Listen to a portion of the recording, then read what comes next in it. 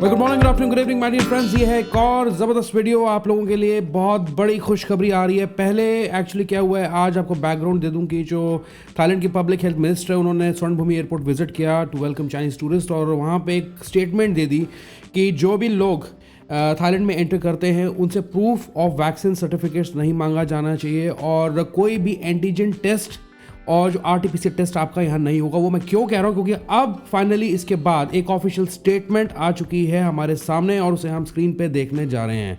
Okay, so be there. और tourism authority of Thailand ने इस चीज़ को कंफर्म कर दिया है, पब्लिश कर दिया, इट्स ऑफिशियल नाउ।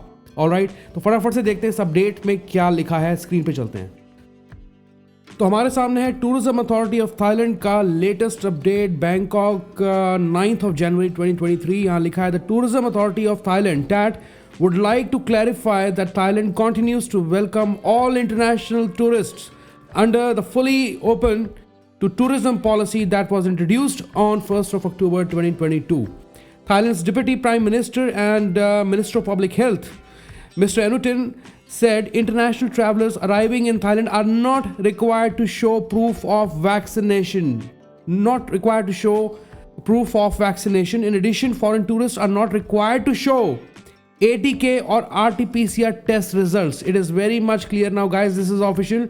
आगे बढ़ते हैं। As part of full reopening to tourism, Thailand is also offering a longer period of stay for visitors affecting through 31st of March 2023. The period of stay is extended to 45 days from 30 days, and for tourists from countries, territories entitled for visa exemption, and to 30 days from 15 days for those eligible for visa on arrival. तो इसमें basically बात ये हो रही है कि अगर आप वीज़ा ऑन अराइवल अभी भी लेने जाते हैं तो आपको 30 दिनों का by default visa on arrival मिलेगा, जो कभी 15 दिनों का होता था।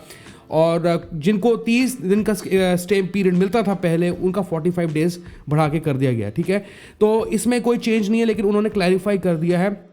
आगे लिखा है, however, while Thailand is welcoming all visitors, a visitor source market may require incoming visitors, including their own nationals returning home, to have a negative PCR report. तो ये इस चीज़ को रेफरेंस दे रहा है कि अगर जो लोग इंडिया आ रहे हैं या जो लोग चाइना जा रहे हैं, ठीक है, जो वहाँ के नेशनल्स हैं या फॉरेन नेशनल्स हैं जो इंडिया आते हैं या चाइना आते हैं, उनकी बात यहाँ पे हो रही है कि उन्हें RT-PCR टेस्ट रिपोर्ट दिखाना पड़ेगा अगर वो इंडिया में लैंड करते हैं या चाइना में लैंड करते हैं, ठीक है, थाईलैंड से। However, thus Thailand is aiming to correspond with rules of these countries and does require COVID insurance for visitors from these countries or visitors to Thailand continuing on to these countries in the case they test positive while in Thailand. Among such countries are China and India. देख लिए साहब, बहुत ही clearly यहाँ पे इन्होंने लिख दिया है कि जो लोग चाइना या इंडिया जाते हैं जिन्हें RT-PCR टेस्ट रिपोर्ट की ज़रूरत पड़ेगी, उनके लिए मेडिकल इंश्योरेंस कवरेज होना ज़रूरी है। ऐसा कोई हार्ड एंड फास्ट रूल नहीं है मेरे दोस्तों कि आपको जो है कवरेज थाईलैंड से ही लेनी है, आप इंडिया से भी लेके चल सकते हैं। और जैसे पिछली वीडियो मैंने कहा है कि अगर आप इंश्योरेंस पॉलिसी लेने लगे हैं, मेक श्योर कि वो एक्सटेंडेड नंबर ऑफ डेज़ के लिए हो।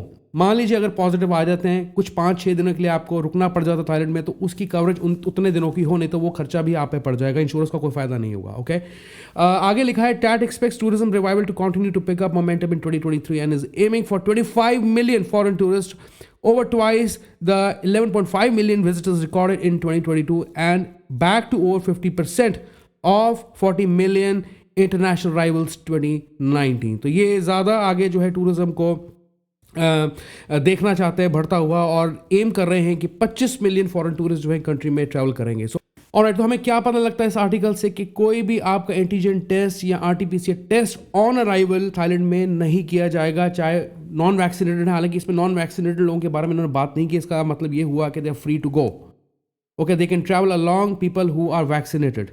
और दूसरी चीज़ हमें ये पता लगती है कि कोई प्रूफ ऑफ वैक्सीनेशन आपसे नहीं मांगा जाएगा, आपको वैक्सीन लगी है या नहीं लगी है। प्लस लेकिन जो लोग वापस इंडिया आते हैं या चाइना आते हैं, उनके केस के अंदर मेडिकल इंश्योरेंस लेना ज़रूरी है, ताकि कहीं आप पॉजिटिव आ गए तो आपकी मेडिकल कवरेज आपके पास हो। ऑलराइट, उतने दिनों के लिए। ऑलराइट गाइस, तो ये था अपडेट। ये अपडेट आपको कैसा लगा? इस वीडियो को मैं दोबारा कर रहा हूँ क्योंकि अभी 15-20 मिनट पहले टूरिज्म अथॉरिटी ऑफ थाईलैंड ने इस आर्टिकल को रिलीज किया है। ये वीडियो कैसी लगी आपको जरूर बताएं। इस वीडियो को लाइक करें, ज़्यादा से ज़्यादा शेयर करें ताकि लोगों की कन्फ्यूजन अब दूर हो सके।